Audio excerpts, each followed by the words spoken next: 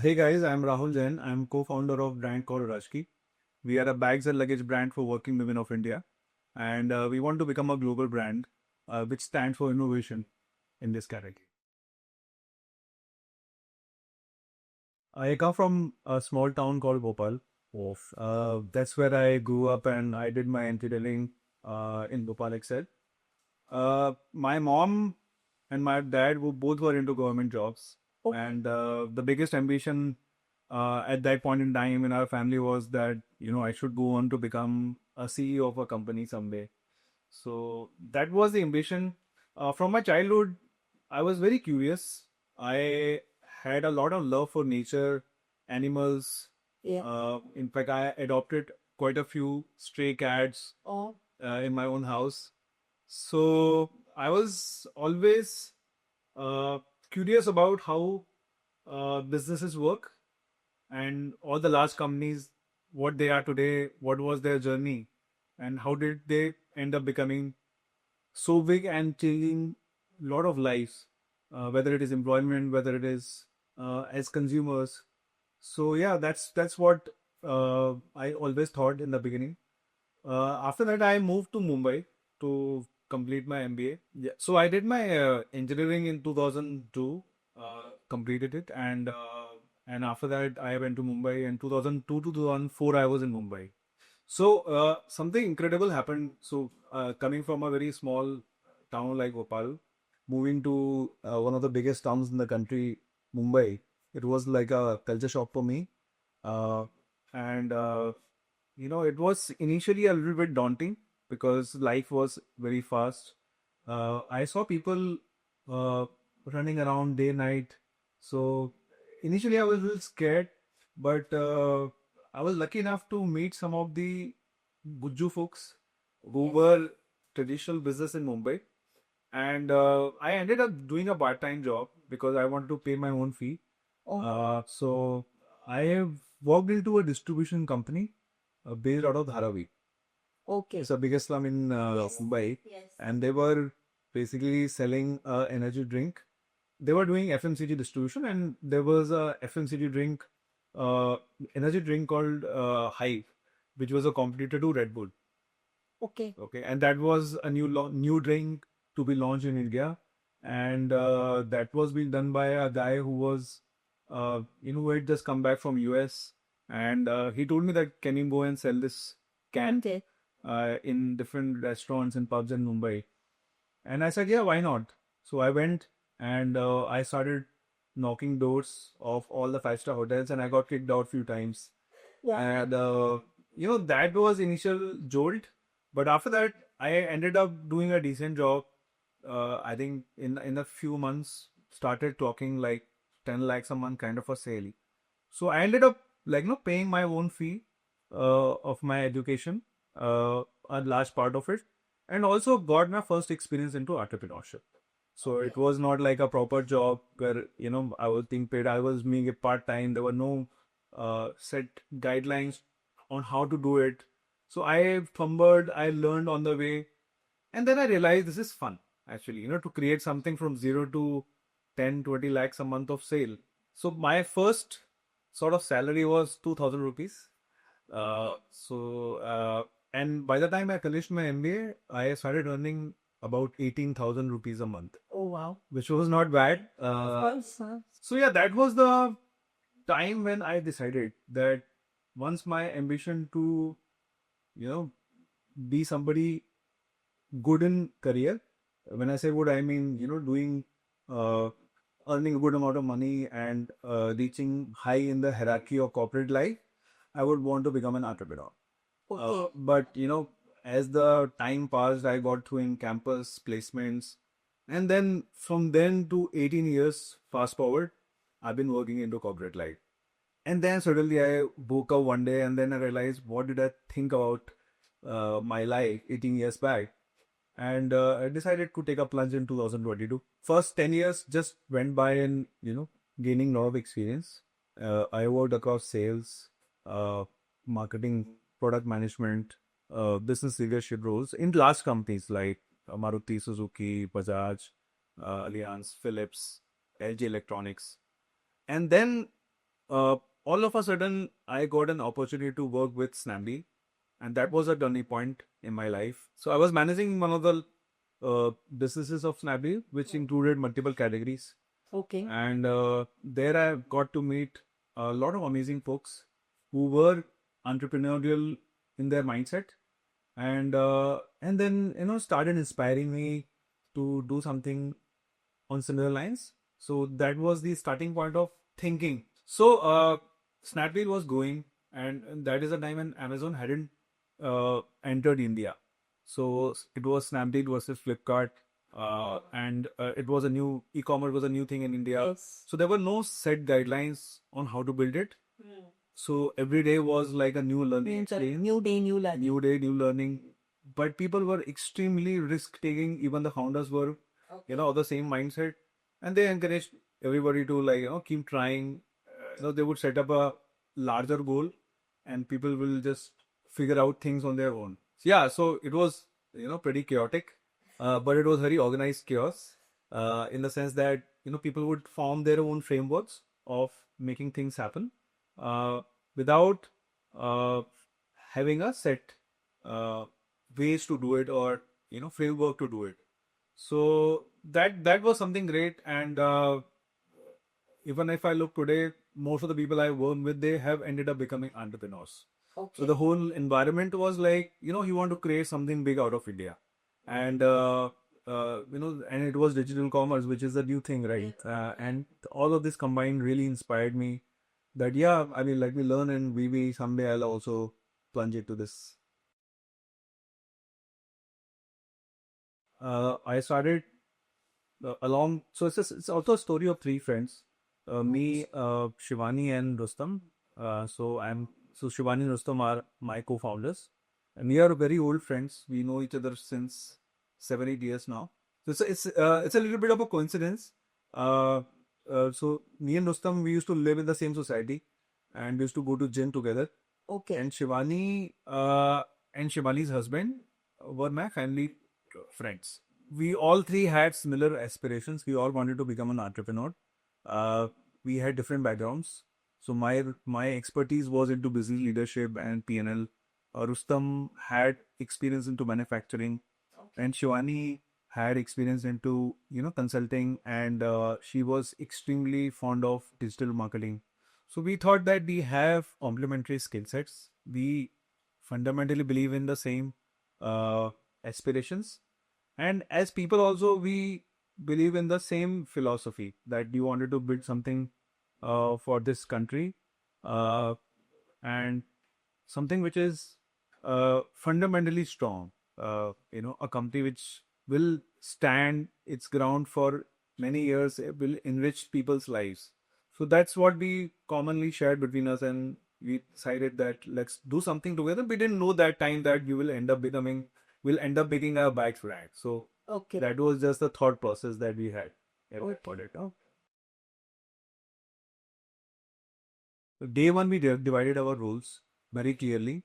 Although we kind of discuss with each other a lot, but roles are very clearly demarcated. So I take care of finance, product management, and BNL. Shivani handles marketing and sales, and Rustam takes care of manufacturing and logistics. Okay. So that our entire org structure is also built accordingly. This is one thing that we uh, learned very early, is to have clear cut demarcated responsibilities. So I handle product management, finance, and PNL. Shivani takes care of digital marketing and sales, and Rustam takes care of logistics and operations. So the thumb rule is that you can take like 70% of the decisions which are related to day-to-day life yourself. Okay. 30% decisions which are slightly middle long term. If you want, you can brainstorm with the other person. So I do that a lot with Shivani. Whenever I have a product idea or my design team have a product idea, I brainstorm, because Shivani is she's a lady, and she is a representation of our consumer audience. Yes. Yeah. So I kind of take her opinions on a lot of things.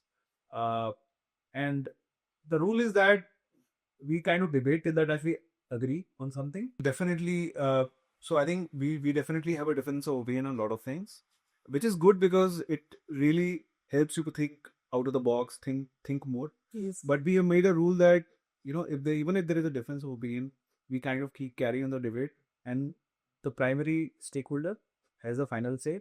Eventually, we sort of, and that's more like a human thing. We have decided that we will back the other person. So if a decision is taken, it's taken. And then after that, there is no more, half-heartedness. So that's one. And second is, I think we have a very strong communication line between us. So Shivani is actually based out of Bangalore, and me and Ustam are in Noida. So it's a multiple city setup. So communication becomes very critical, Yes. and we for everything we talk, so we just don't put. In fact, we over-index on communication sometimes, so that there is no communication gap, there is no misunderstanding, and we are on the same page all the time, and it's good for the organization. So, there are multiple moments which I call them moments of truth, which sort of happened with me. So, few years back, when my wife, uh, she has also been working into corporates, and morning, me and my wife, we would leave at around similar time, 7:30, 8 o'clock in the morning. Every day I would see that she would carry three bags, in her hand, Yeah. and she would stand next to the elevator and struggle to press the button of elevator. Uh, so one day I asked her that why you carry like three bags, like one laptop bag, one tote bag, and one lunch bag. Which is a lunch bag I have to carry because tote bag because I normally keep my day-to-day essentials, and sometimes even if I have to go down for a coffee, I eat that. And a laptop bag. So it's a non compromising situation, right? For the so I thought that somebody should solve this problem, and it's not only my wife. I saw that a lot of women face the same issue. Uh, then one day Shivani told me that hey, I have to travel for a meeting to Mumbai, and it's a formal meeting like a media interview. I have to carry a blazer, and I am struggling just to carry a blazer. I have to carry a hard luggage, Yeah. which is a big problem. Yes. Third again, another problem. And then one day my sister called me. She said, "Riya, she travel. She works in a multinational company, and there are multiple towers. And you could move from one tower to another tower throughout the day for meetings. And it's very difficult to carry your laptop in hands, especially if it is a MacBook. It slips. Yeah, so It's you can't just move for a white hour to or you can't carry a bag. It's very heavy. So there are multiple use cases which sort of keep on reflecting back in our minds. And so also where I was with Snabil, I used to manage this bags and luggage category. Okay. And that's when I realized there is a huge market in this category. The size is about 30,000 crores. Out of this massive market, almost 50% is unorganized, despite having legacy brands into this category. Yeah. So, the market size is big. There are unsolved use cases, and it's a very unorganized category. So then, this really inspired me to think that there is an opportunity to create a new age brand, which is slightly unconventional. So that was the starting point, and we discussed between the founders, and all of us agreed that this is the category. Also, one more reason, which was more like a practical thing, which really helped. So we were also like thinking about apparel in the beginning, but apparels have a very peculiar issue. Like for example, t-shirt. A t-shirt, you will have a variable of a color, Yes. right? Then you will also have a variable of a size. Size. I So so many sizes. yeah. So we were planning to start with our own money, and in apparel, the SKU management is a big problem. Bags is one category where the branding is visible on the bag itself. I mean, nobody, the branding automatically happens, and there is no size issue in Yes. bags category. So, that also really kind of helped us to make our mind that enough opportunity to create a brand space. In the very beginning, we were not very clear. We always thought that, okay, let's focus on working professionals. Okay. But men, women, we were not very clear. We designed our first 5 bags, which was practically solving something. Okay. And once we started sharing those designs with some of the friends on WhatsApp and Instagram. Mostly women sort of, were the first consumers, Okay. and they were the ones who would share designs with other friends of theirs. Okay. And then we realized that it's a great consumer segment because most of the brands which existed then, even today, cater to men in this category. So Yes. if you think of any of the brands in this category, they're mostly men. So we thought that this is one category, this is one segment of consumers which is not 100% catered properly. Use cases are not solved. And also, one of my friend told me, who works in a e-commerce company, that two-third of the spends which takes place on e-commerce are led by women. So women are great consumers as well. So so all of this kind of fit in together, and we decided that we will first, work with women consumers, build a very strong brand into that segment. If we are successful in that segment, then the business can be scalable. So we started with a very small, sharp ambition that let's build something useful for somebody, maybe a small cohort. If that consumer segment finds it, useful, they will come back and repeat purchase. So a lot of people said that this is a slightly commoditized category.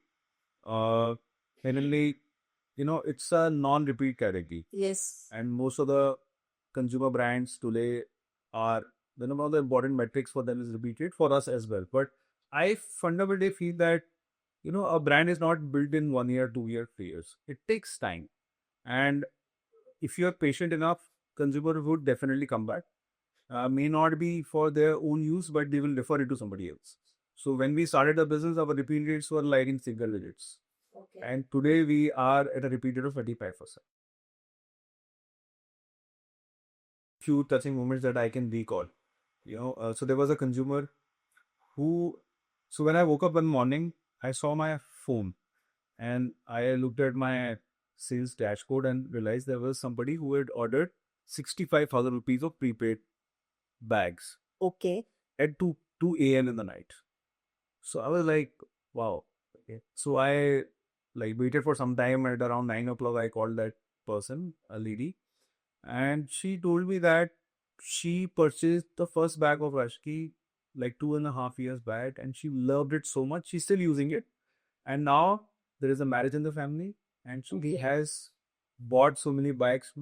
Bags is a return gift to a lot of people. So that really multiplies the inspiration. Yes. And there are many other cases. I mean, there was a lady from Kashmir, and most of the logistics company, they don't deliver in Kashmir. And she wanted a bag, and sent a mail that you're not delivering here. I want your bag. She said that I used to live in Delhi. I've got one bag and I love it. I want your bag only. Okay. So I said that sorry, we can't serve in Kashmir right now.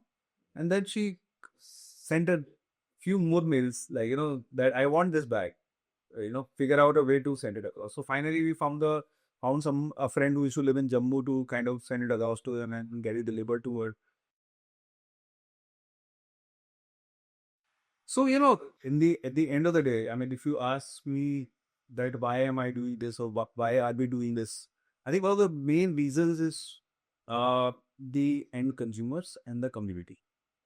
I think this is one thing which is also I reflected more while being a part of my inner journey with Supermorpheus. Is that, I mean, initially you get carried away with a lot of vanity metrics. That what is the top line, what is the bottom line, uh, growth month on month. I think those are important for the survival of the company. Uh, However, the real moment of truth is when your consumer starts loving it, Yes. and you change their life in certain way. You can get away with, you know, not caring about consumers for a very small period of time. But if you want to be in a business for a long time, consumers' love is very, very important. And I think that also defines the DNA of the company. If as a founder, if we don't care about consumers, then the employees will not. And if the employees will not, then the consciousness transfer will not happen in It's been almost 1.5 years since I got in touch with Super Morpheus. And I think it's been an incredible change in my life, both on personal front as well as on a professional front. So if I have to summarize in one line, I think, a brand is nothing else but a extension of your own consciousness. Yes, yes, very much true. So, every piece of product that we ship out, a part of us goes to the consumer. Yes. And what you are building is a reflection of kind of brand you are. And if you do something great, it will, it will last in consumers' mind for a long period of time. So that is something which I didn't realize earlier. For me, initially, it was more about building a business, more about, you know, running after the vanity metrics. I'll not call them like 100% vanity, but yeah, I mean, running our top line, grow. These are important, but they are not the main thing. Main thing is that what are you building and why are you building? And that realization I had once I became the part of this inner journey. Today, you know, uh, whatever we do, we try to do it with perfection. Uh, so there was a time when we were running left, right, center to do more and do bigger numbers. And in the quest of doing that, sometimes you start putting a blind eye on the quality. Okay, Yeah. and I've been there through that phase also. Okay. And suddenly I realized that some of the consumers are not so happy. Either they have not been communicated properly, or there is a problem which has not been addressed. Okay. And when I came in touch with uh, Super Morpheus and this inner journey, I realized that it's very important to be conscious of whatever you're doing. And if you are conscious and if you are clear about your inner journey, if you're clear about your own uh, inspiration, then that gets passed on to your employees and then to your consumers and your stakeholders. I mean, one of the things that I learned during this journey was that you should not be so much attached to the outcome. If you do that, then automatically your energies gets pointed into the right direction. So there are two type of metrics in business. One is input metric and one is output metric. Uh, Output metric is sale. Okay, Yeah. that's the outcome. Even profit is a outcome, Outcome. Yeah. right? Whereas input metric is what all did you do to make the sale happen. So, for example, repeat rate is an input metric. Yes. How much click through rate is there on your website is the input metric. Right? How many consumers are finding your products relevant so that they click on it. Then only the later part of the journey will happen, which is sales. You just say it's The net promoter score, or consumer satisfaction index, is an input metric. If your consumers are happy, they will come back and shop again. They may come back in a month, they may come back in 6 months or in a year. Okay, so during the course of this inner journey, I completely shifted towards input metrics. So on a day-to-day basis, in a month end, yes, we look at output metric, but throughout the month, on a day-to-day basis, focus is on whether we improve the quality of our input metric or not.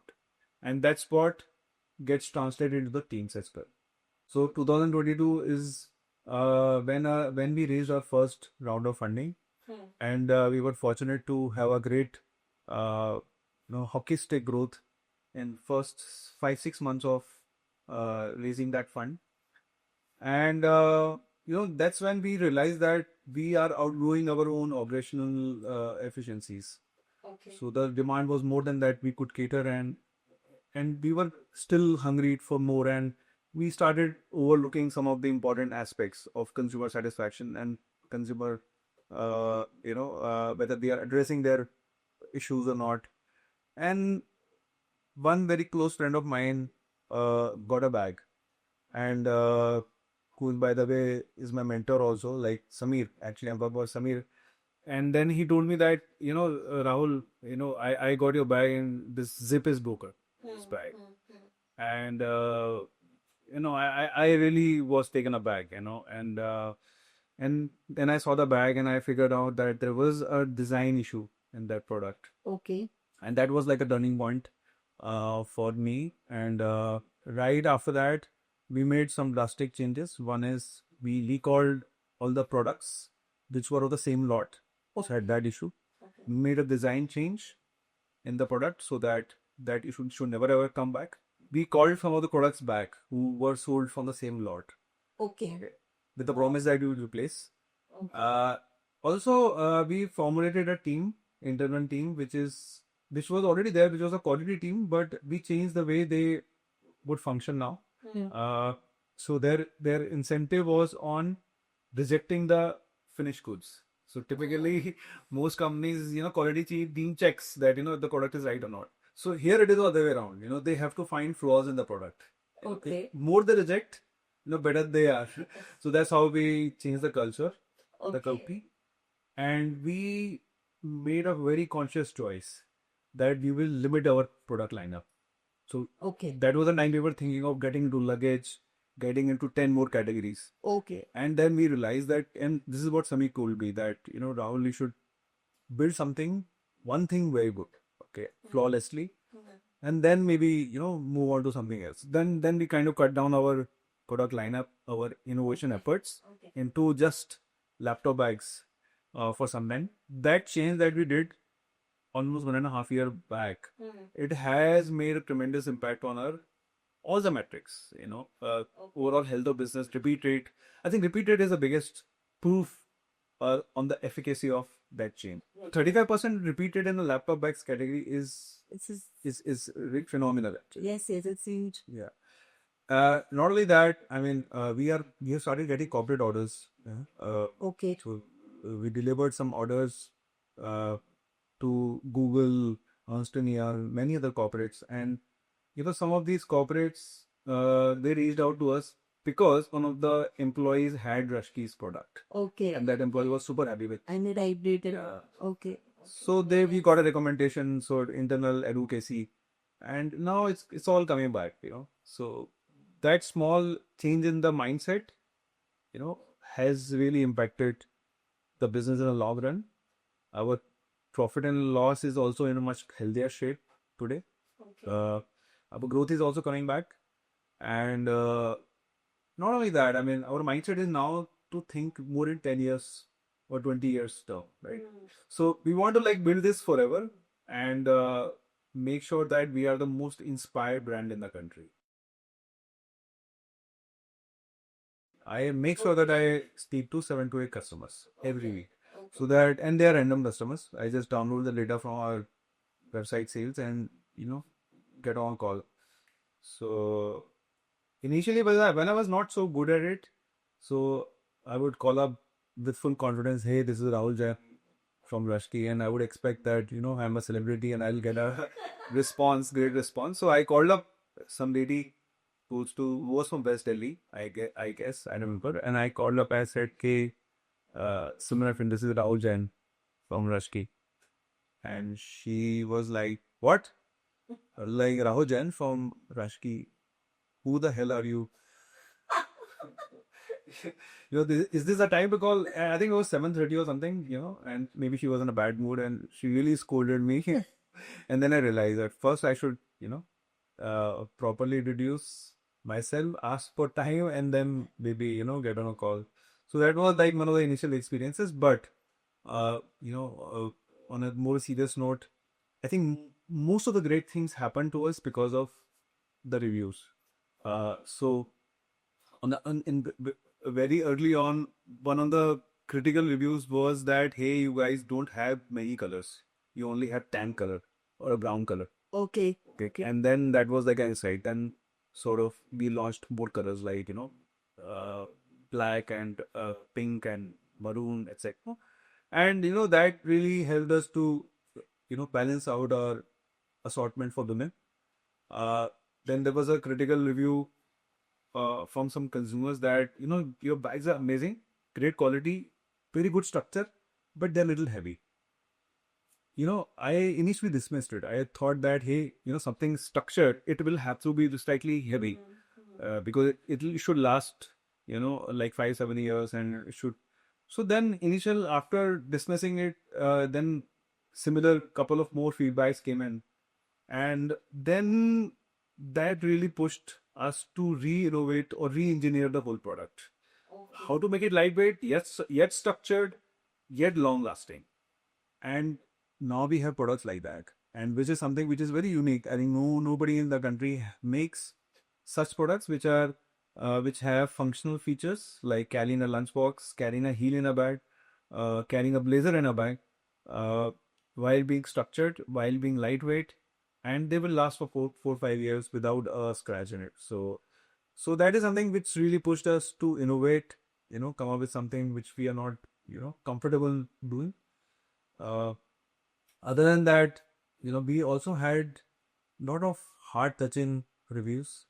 So there was one. So obviously in the entrepreneurial journey there are ups and downs, right? And you're fighting a battle every day. So there was a consumer who wrote like a 3-page review, and I don't remember the whole verbatim, but it said something like that. You guys are breaking the clutter in this category. Keep the good work up, and so the whole 3-page email was so amazing. It really lit up our faces, and that gave us a lot of intensity to work further. And this keeps on happening every now and then. So yeah, I mean, reviews are, I think, the most important and most cherished part of my life right now. We manufacture everything in India. Okay. So we are a 100% India, Make in India company right now. So this also leads to a larger question, because when you look at most of the bag brands, uh, there is a very strong correlation of fast fashion Yes. with fashion accessories. And because we are not fashion designers ourselves, so we thought that let's build this company in a different way. So we decided that you know, so there are two type of company, right? There are companies who have hero products like Apple. Apple has, this iPhone, right? It drives primarily their sale. And then there are companies like, let's say apparel company who may have 1,000 SKUs. So in these 1,000 SKU sort of companies, uh, they're always chasing a fad or a trend, Yes. and eventually you end up creating a lot of dead inventory. Look at this. Yeah. Because there are minimum order quantities. Build a company in fashion with hero products. And how can that happen? That can happen by building something which is meaningful. So for example, when you look at a spectrum, let's say 0 to 10. On a 10 there is usefulness of a product, and 0 there is aesthetic appeal. So aesthetic appeal is very intense, but for a very small period of time. Yes. Whereas the usefulness is something which is more deeper, Yeah, yeah. and it will last longer. So you like Apple because of the experience that you get out of the whole device, right? So it's more usefulness which is there, right? So that's really inspired us to build products which are solving a use case through functionality. And in our team we have set of engineering designers. So typically companies have fashion designers. Yeah, you have engineering Yeah. designers. So during my conversations with my customers, my job is to figure out some consumer insights or the pain points, and that goes as a brief to the engineering designers. They solve the problem structurally, and after that we have a small lab where we make products and test them. Okay. Yeah, and after that the manufacturing take place. So we can do something like a new product in less than 20 days, from thinking to launching it out, Launching it. and that too at a very low MOQs. So the agility, nimbleness, is also there. There is a sort of a personal reason behind it, and many stories also. So as I told you that, from my childhood, I was very curious and, had attraction for wildlife, nature. So one of the things that I do when I'm not working is to travel to jungles. And there are times when I'm gone for 7 days and I stay alone in jungles and explore the wildlife and nature. During one of such uh, trips, while I was walking and taking pictures of birds, uh, it was little ahead of Jim Corbett. Like there's a place called Marchula, Okay. around 1 hour further from Jim Corbett. And I was walking on a trail which led to a waterfall. And there are so many migratory birds during January in that area. So I was walking and I did not notice, but in my peripheral vision, I could sense that there is some animal on my left, and I was looking up at a tree. Okay. And when I turned around, there was a tiger. Okay. It was literally 15 feet away, and it was looking straight in my eyes. And when I turned around, I looked at the tiger, and it took me 1 or 2 seconds to come to senses that it's a tiger because it was very big. I mean, the head of a tiger is actually like a big bull, in a way. So I was shocked, and so my instant reaction was to sort of move back. Hmm. But tiger looked towards me, and I looked into its eyes, and after 2-3 seconds, tiger turned around and jumped and ran away. And I felt something, as if because I was alone, and this tiger would have attacked very easily.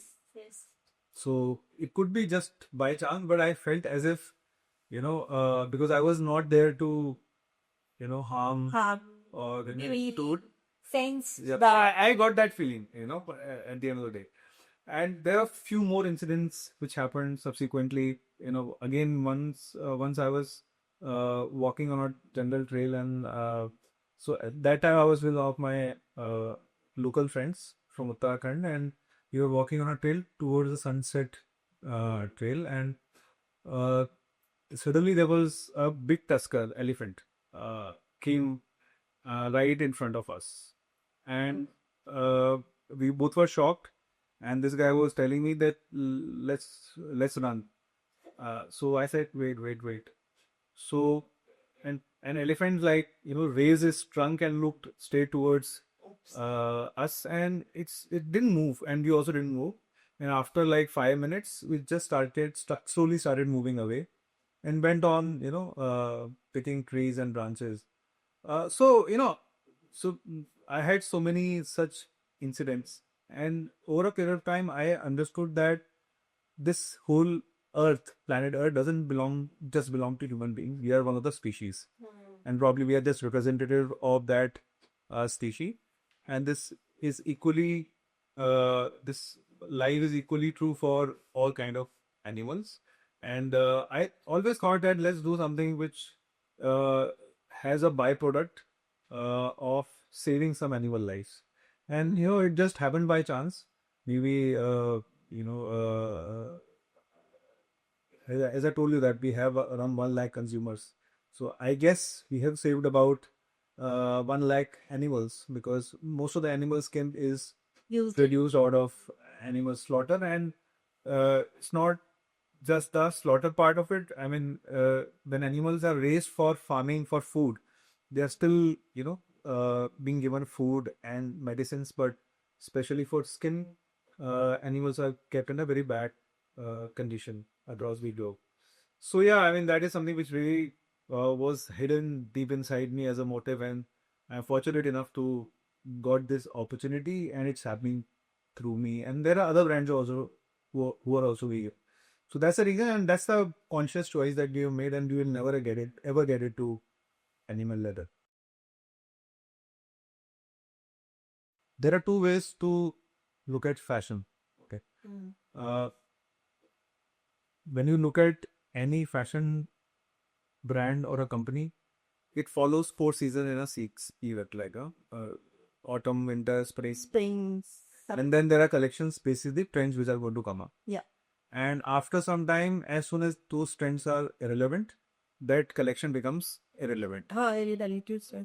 So the life cycle of a product is as good as a season. Yeah.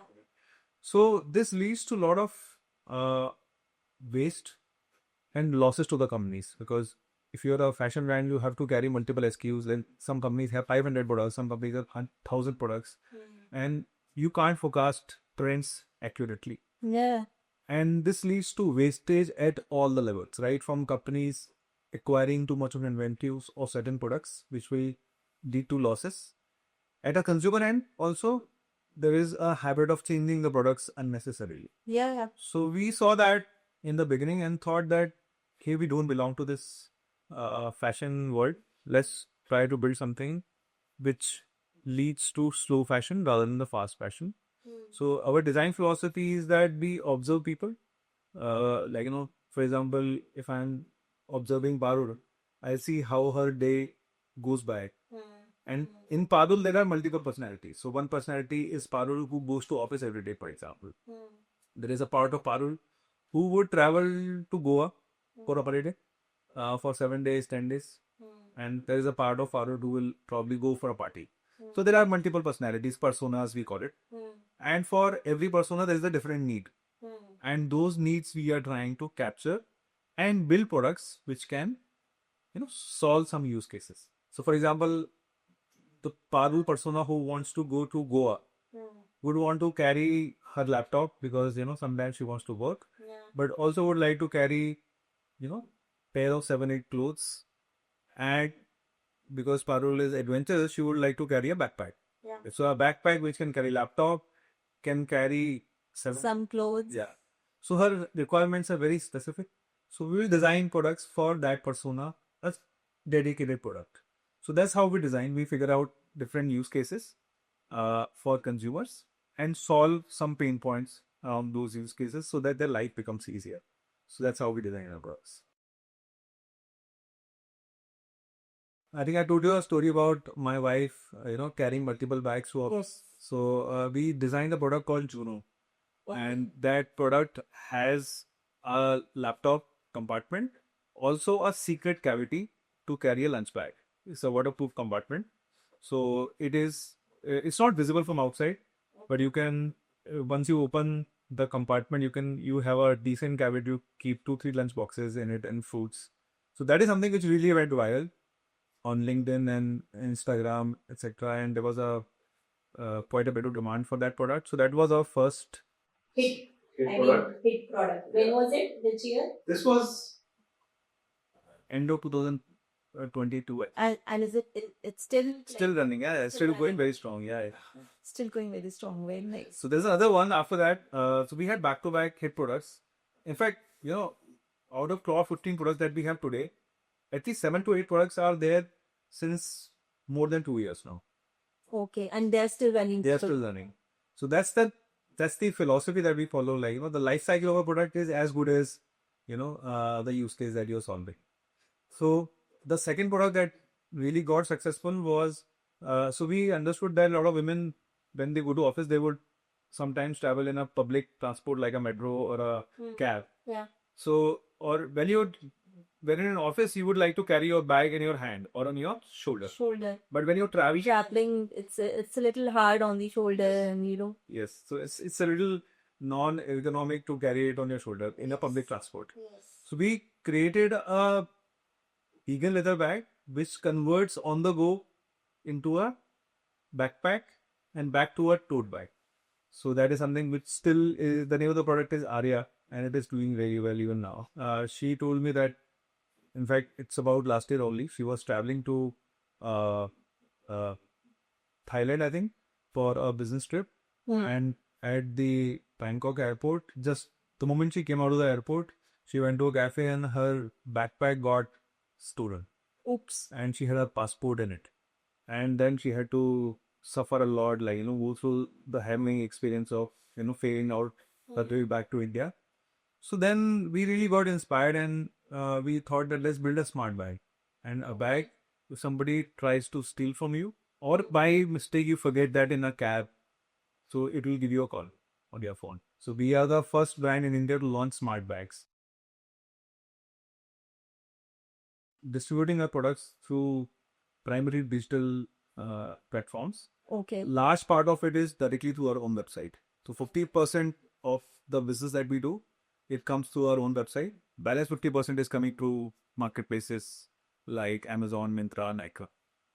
The industry structure is such that 80% of the market is offline retail, Yeah. and offline is a great channel not only for sales but is also a great channel for giving experience of your products to the consumers. And as I think by now you already know that most of the products are experience driven. They are solving a use case, so it will be much easier for us to demonstrate these products to our consumers. So yes, we want to have our offline presence, but before we do that, we want to build a sizable scale, and still a lot to be done in online channels itself. So we have set some certain benchmark milestones for ourselves. Once we have done, we are done achieving them, we'll open our first offline stores. Once you're on this journey of discovering yourself, your inner psychic, one of the things that really happens is that you start observing your life, your mind, your body, your actions much more closely than what you were doing earlier. So one of the first realizations that I had was uh, I was extremely vanity driven earlier when it came to hiring. So for example, in a startup, especially when you're sort of trying to raise funds, you tend to hire people based on their CVs, Yes. their experience, their pedigrees, how good they will look on on my company's profile. So Yes. so that was something which was always there in the back of my mind when I was hiring earlier. But after being a part of the journey, I think now what I look for primarily is uh, the the principles, enthusiasm, love for the customers, love for the category, and it is part gut driven also. Like Okay. matlab, in the conversation, I just come to know that this person is like or not. So mostly freshers who are uh, extremely keen on learning and enthusiastic. So yeah, those are the folks who we have consciously chosen in last 1.5 years, and they have been really good uh, for the brand, for the company, for our consumers, because they have a lot of love and respect for the consumers, and everything that they do, they always first think about the consumer and what kind of value are they going to deliver, and with the aim of perfection in it. So that's one thing. It is uh, drastically changed in hiring, and I truly believe that apart from you, your employees are the people who are responsible for delivering the value and building the brand that you want to build, determining the DNA of the company in the long run.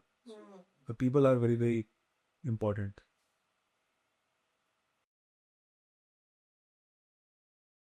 A lot of things have changed, but one of the things which I find worth mentioning is when it came to product strategy, we were overtly aggressive. Okay. What I mean is, we had seen initial bit of success. We had a hockey stick growth in first 5-6 months of fundraise, and that led us to a path where we thought that let's launch more and more products, and it will mean more growth. So from having 10 products, we straight away went to 70-80 products in a span of few months. And after some time, we realized that we are still selling those 50 products, which are contributing to 70-80 per revenue. So whatever brand that we had built, the philosophy that we had set, we were going against our own philosophy. So because of ability to observe, take a pause, be silent, you could see this mistake, and in time, within right time, we could come back to our DNA. We were almost headed on a highway which would have led us to go a big downfall. So this was a very important moment. Things that I can talk about. One is uh, I have become much more silent. When I say silent, uh, ability to sit back and observe what you're doing, uh, ability to let go, not clinging on something unnecessarily. And I think the most important bit is authenticity. So there were a lot of times when I would try to do things to please others, say things which might sound nice to others, including investors, stakeholders, and in that quest, a lot of times my authenticity will not be there at all. So I'll be a different person during 5 different times, and none of would be true. But now I think, I always try to be as authentic as possible, whether it pleases or displeases anyone.